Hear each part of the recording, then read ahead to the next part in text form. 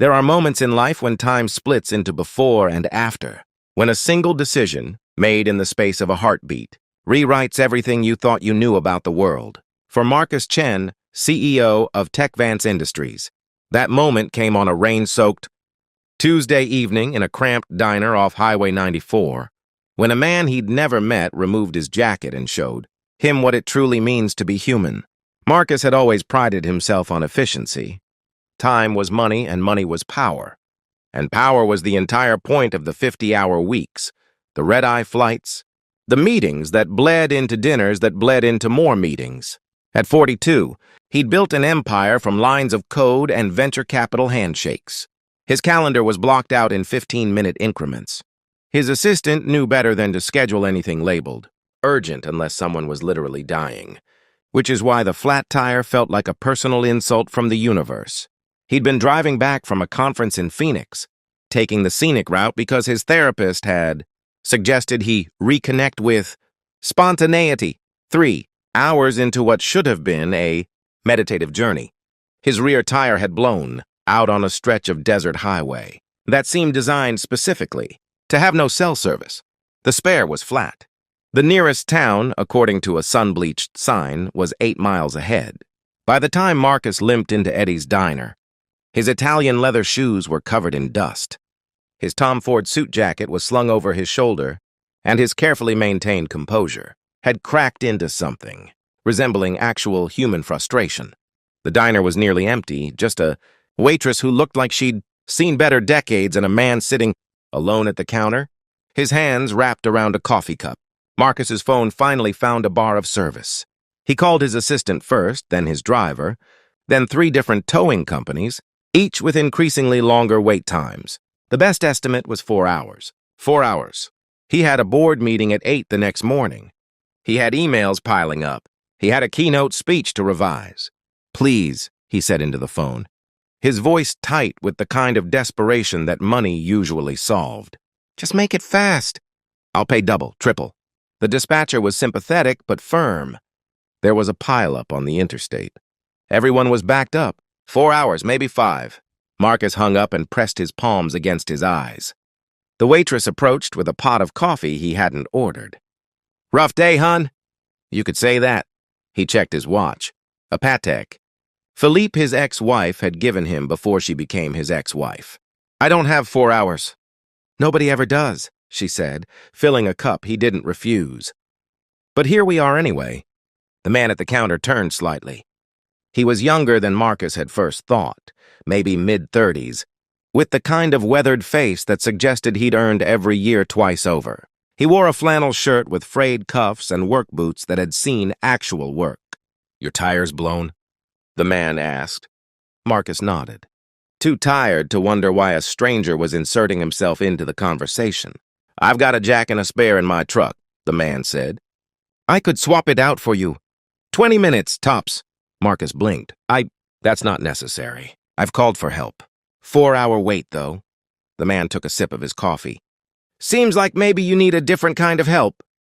There was something in his tone, not judgment exactly, but a gentle observation that made Marcus feel suddenly transparent. He glanced down at his $1,000 watch, his designer suit, the phone in his hand that cost more than some people's monthly rent. "I can pay you," Marcus said automatically. The man smiled, but it didn't quite reach his eyes. Wasn't asking for payment. Was offering help. There's a difference. Before Marcus could respond, the man stood, pulled on a worn canvas jacket, and headed toward the door. Then he paused, turned back, and removed the jacket again. Underneath, his shirt was thin, and Marcus could see the careful patches where it had been mended. "Actually," the man said quietly, "can I ask you something first? I saw you on the phone earlier. You said you'd pay triple to get moving faster. How much were you offering?" Marcus felt his guard rise. Here it comes, he thought. The angle, the ask. Everyone wants something. $600. The man nodded slowly, then looked at the waitress. "Betty, what's the total on my tab?" She checked a handwritten slip by the register. "With tonight's dinner? $47 and change. I'm about $8 short," the man said. His voice matter-of-fact but quiet. There was no shame in it, just reality. "I get paid Friday. I was going to ask if I could settle up then." Betty waved her hand. Danny, you know I'm good for it. You'll pay when you pay. But Danny, apparently that was his name, was still looking at Marcus. $600 would change my week. My month, really. My daughter needs new shoes. The kind that fit properly, not the second-hand ones that pinch. And there's a school trip coming up she's been talking about since September. $40 for the bus and the museum ticket. $40 might as well be $4,000 the way my budget's set up. The diner had gone completely silent. Marcus felt every eye on him, though when he glanced around, Betty was studying her order pad and Danny was just standing there, jacket in hand, waiting. But here's the thing, Danny continued. You're standing there stranded, and I've got the tools and the know-how to help you. And that's not about money. That's just about being a human being who sees another human being in need. So I'm going to go change your tire, because that's what you do. But I wanted you to see something first. He held up his jacket. It was old, patched in places, but clean and carefully maintained. This is the only jacket I own. And I'm taking it off not because I don't need it. It's cold out there.